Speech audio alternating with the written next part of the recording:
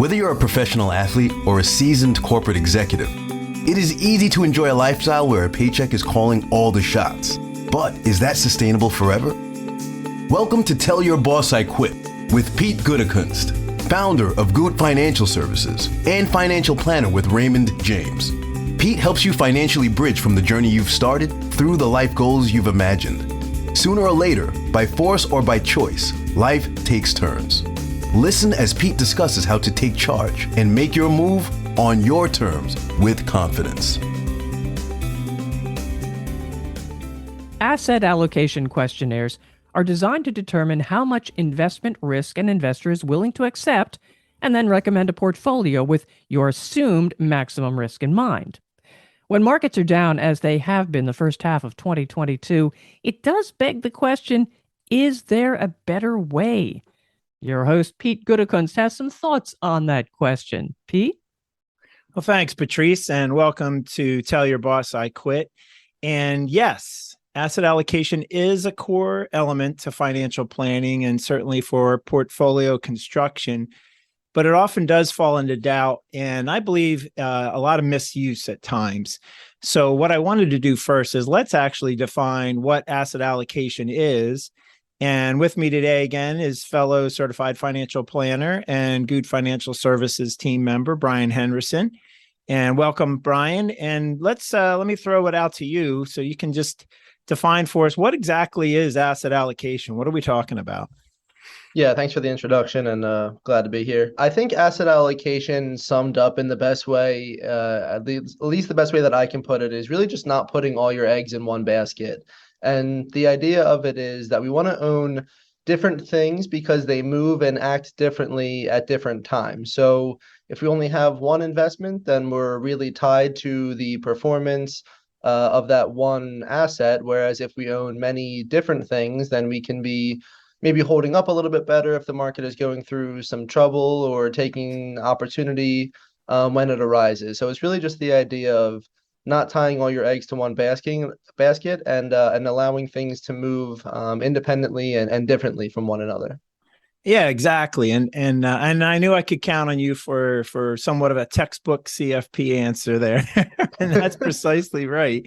But I was thinking about this. You're a car guy. You just had your truck service this morning. So I was thinking about it. Another way of thinking about asset allocation is I think of it as like a fleet of vehicles.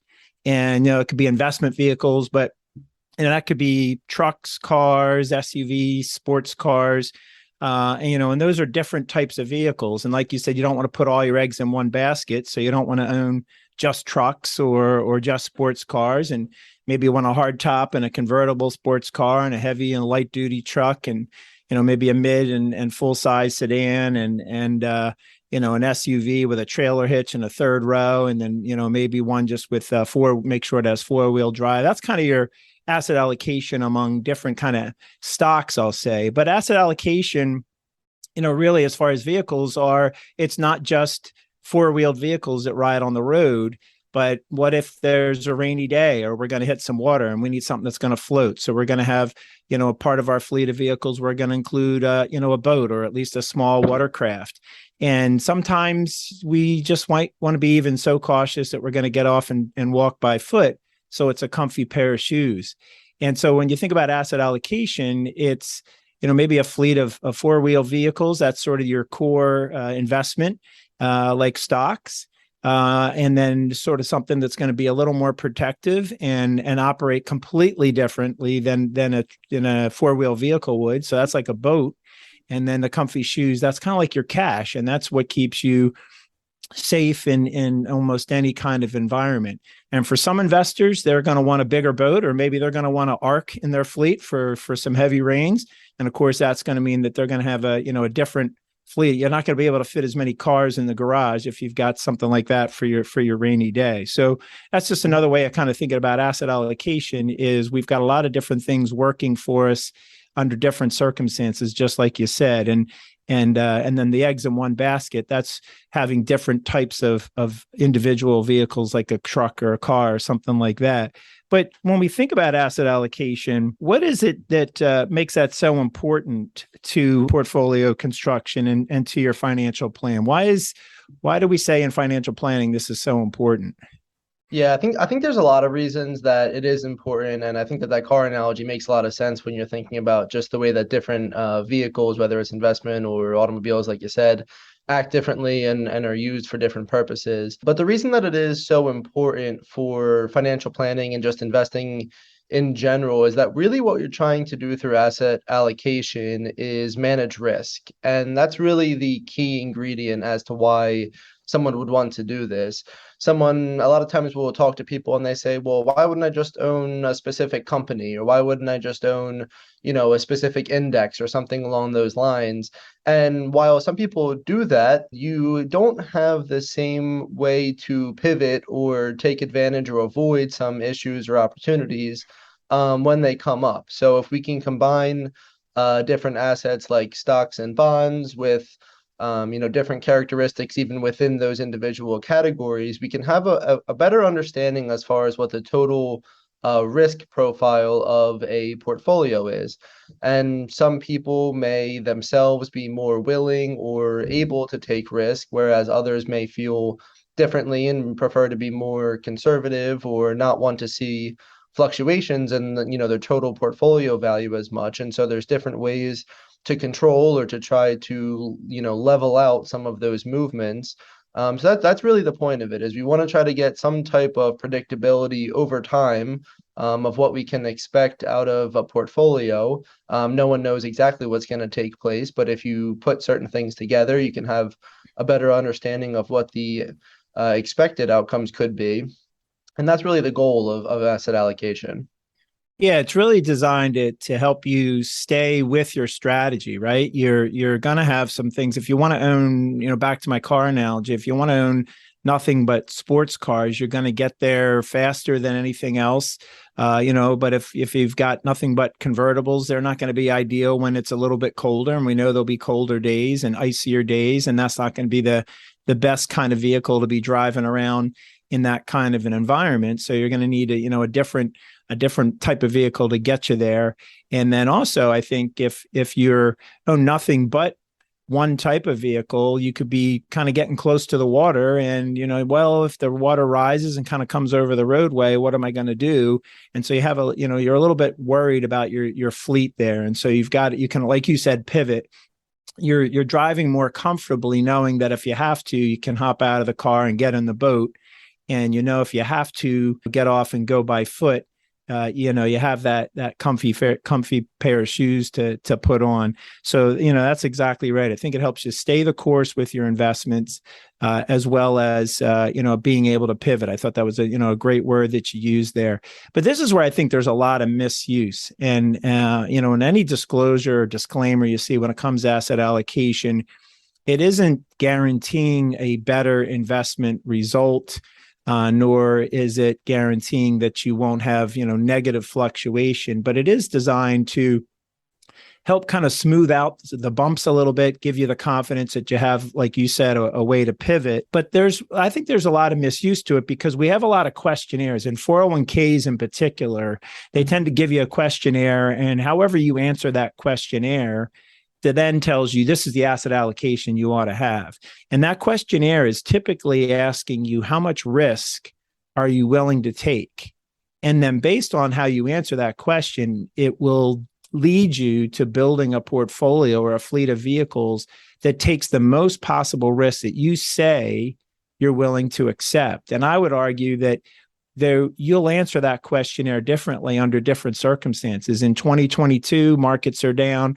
First half of the year over 20%, you might feel differently about the risk in your fleet of cars differently than if you had answered that question, in 2021 when everything seemed to only be going up. And so I think that's part of the misuse is we have to really think about the long-term implications of your financial plan. And what you and I work a lot on, Brian, is we look at that from the asset allocation because we talk to people. We know we want to keep them invested in a strategy, but we also aren't looking at just cars, boats, and comfy shoes, but there's it's not just stocks, bonds, and cash, right? There's more to it than that. So what are some of the other things that we can consider as an asset class, if you will, or how can we mitigate some of the risk and make that portfolio a little bit different than just by using stocks, bonds, and cash?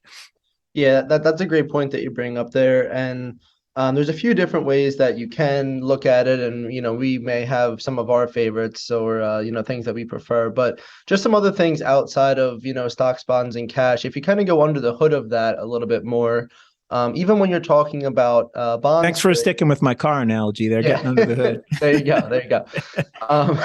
So yeah, even when you go under the hood of that a little bit, even if you're talking about bonds, for example, there's different types of bonds. So you can own things that are longer dated. You can own things that maybe have an interest rate that fluctuates over time.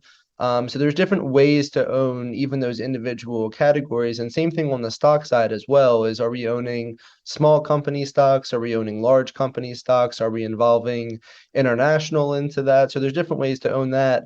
And even on top of all of that is, how are those individual positions being managed? And so there are some product types that will include some type of downside protection into them. There are others that maybe are able to create more income from, using different types of strategies on top of the positions that they own.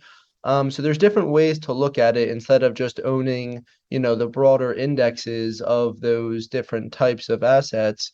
And I think that we like to look at that because it gives us a different way to manage risk. And really, it's just another way to diversify outside of, like you said, stocks, bonds, and cash. Mm-hmm. There's other ways that you can overlay opportunities and different ways to manage that risk on top of that. And so, we're really just diversifying further, and it's giving a new opportunity set for our investors. Sure, exactly. So there's hedging strategies that can, like you said, give downside protection. So it might be something that will behave maybe in the long run more like a bond-like investment expected return, but it's going to protect itself in a different way or be a buffer in your portfolio differently than a bond would be. So when interest rates rise, like they have in the first half of 2022, that shock absorber, which is kind of one of the things we think of as a bond and an asset allocation, it's a shock absorber for your stock investments. It wasn't doing such a great job as a shock absorber in that rising rate environment. So there are other ways to provide that protection while still getting, market participation. So hedging, like you said, or enhancing income. And overall, just investment strategies, right? You mentioned that we really do a deep dive. You do a great job of coming through different managers and strategies who are not just owning and mimicking the stock market if they're a stock manager, but being very selective into what they own or what industries they're in or what industries they are avoiding, and that's something that can really be changing over the course of time as well. So right now, interest rates have risen. And we're starting to look at those longer dated interests, those longer dated funds like you or bonds, like you said, because now that's a little bit better of a circumstance. Now that the price or the downward pressure on pricing has changed, makes that a unique opportunity now. So your asset allocation is not something that you just set it and forget it, right? You're making changes along the way because of changing circumstances, or I guess even goals. So as we're going through that, we start to make adjustments in our asset allocation. And I think too, when we look at that, when we look at an asset allocation, and I talked about a questionnaire, we talk a lot about goals and we really talk a lot about purpose. So some of those investments are not necessarily designed to deliver the best returns under all circumstances, or maybe even in the long run. And we have to really focus on purpose. So kind of talk about how we look at it from a bucketing standpoint, Brian, when we put together a portfolio, and then I'll pull that back into how that incorporates into asset allocation. Yeah, that is an important distinction to make. A lot of times when we talk to people, they may just say, "Oh, I just, have this money," or something kind of fell out of the sky. Maybe someone inherited money and they may not have had the idea that they were even never going to have that asset to begin with. So, they weren't planning to use that at some point in the future, and they say, "Oh, okay, we'll just do whatever with it." And it's very difficult to make a decision or determination as to what is the best strategy for those specific dollars because we don't have a purpose, which is a great word to use, when we're talking about investing and just understanding a bucket strategy, like what we usually will try to implement. And the reason for that is we want to know what is the purpose of the dollars or when do we plan to use them in the future. So if you think about people that are investing in like a 401k or 403b, an employer type of retirement plan, most people aren't planning to touch any of those dollars until they are retirement age. And so if you have that time horizon of what could be, 10, 20, 30, 40 years, depending on how long you have until retirement, you can look at those dollars that you have in that type of an account differently than some cash or some money that you have on the side for a rainy day, or if your roof were to go or something along those lines. A lot of times we're talking to people that may want to help out family members with education expenses, for example. So that's a pretty finite idea or date as to when those dollars are needed. So if someone is just born and the idea is that we're planning for college 18 years from now, those dollars are specifically meant for that goal. And so the way that you invest should be aligned to the purpose of those dollars. So that's really what a bucketing strategy comes to is, what dollars are we earmarking for long term for the future? We might not know exactly what we're going to spend it on, but we know it's not going to be for a while. Versus a midterm, maybe we're planning, my roof is going to go at some point. It could be 3 years from now. It could be 2 years from now. That's something that you need to plan for, but you don't know exactly when it's going to take place. And then outside of that, you really have that short term of maybe you have a vacation in a year or you plan to, do something special with your family, something along those lines. That's a very specific time frame as well. So just understanding the purpose or the time frame as far as when those dollars are going to be used can really allow us to align the total allocation of the portfolio or of that earmarked money, for that specific reason.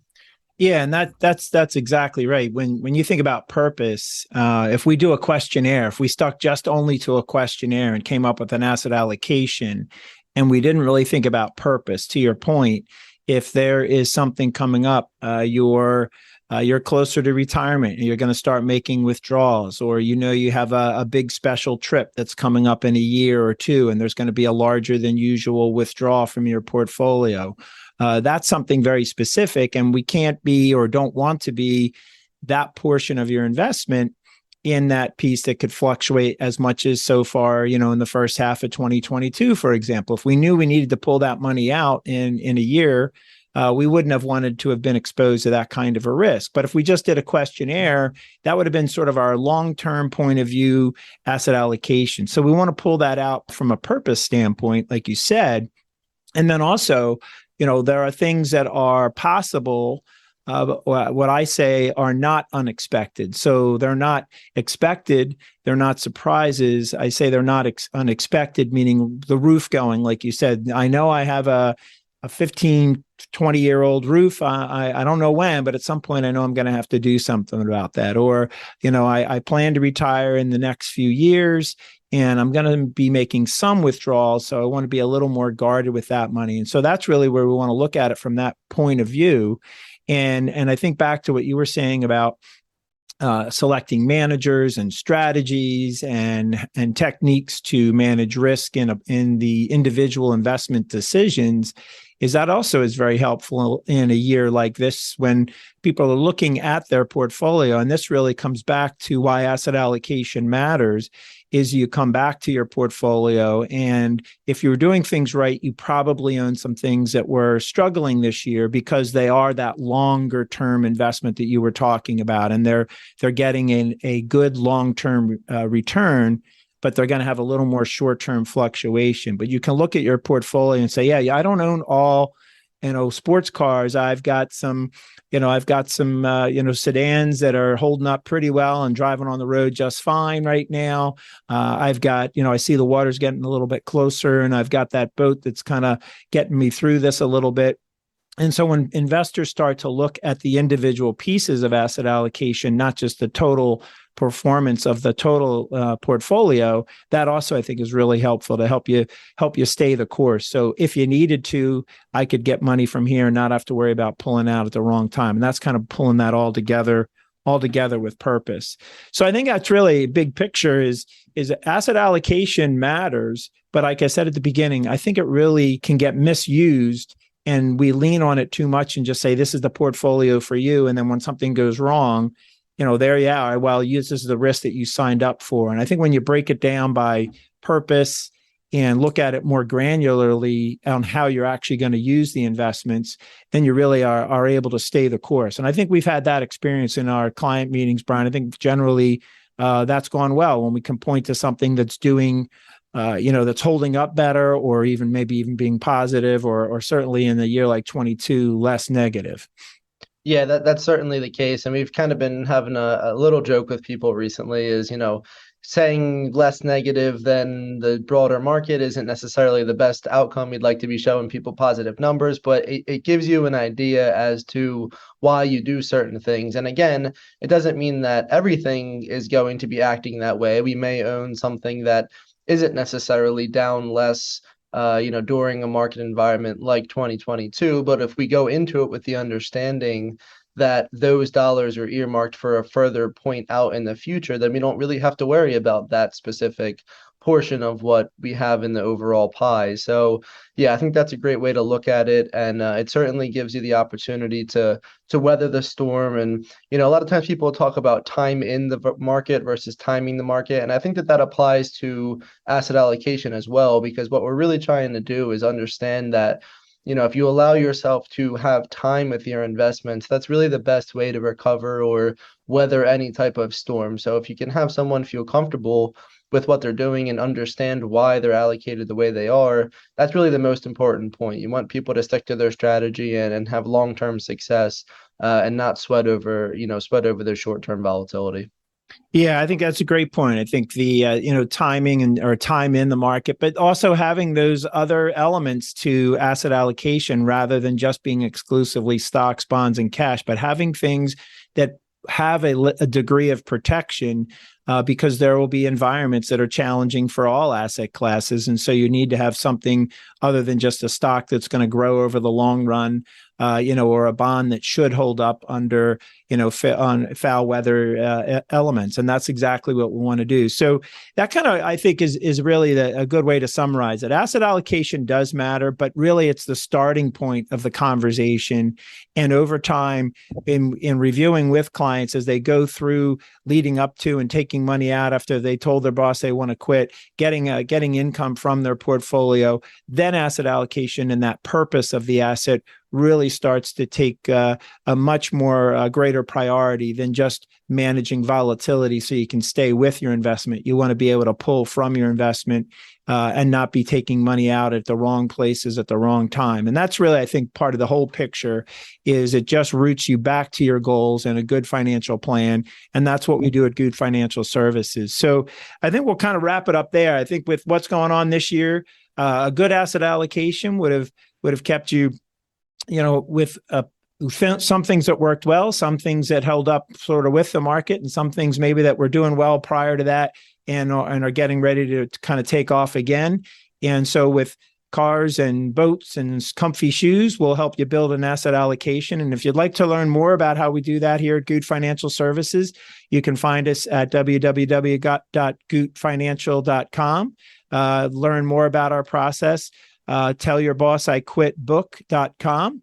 And that's where you can pick up a copy of the book. And certainly you can give us a call, 267-470-4109. And we're always happy to start a conversation and learn as much as we can about you and how your asset allocation is supporting your goals and whether or not you're on pace or path with your plan. So till next time, we'll see you at Tell Your Boss I Quit. Thank you for listening to Tell Your Boss I Quit. Click the follow button below to be notified when new episodes become available. To learn more about defining your financial purpose and how you can thrive and not sacrifice your spending in retirement, download Tell Your Boss I Quit by Pete Goodekinst. The information covered and posted represents the views and opinions of the host and/or guests and does not necessarily represent the views or opinions of Raymond James.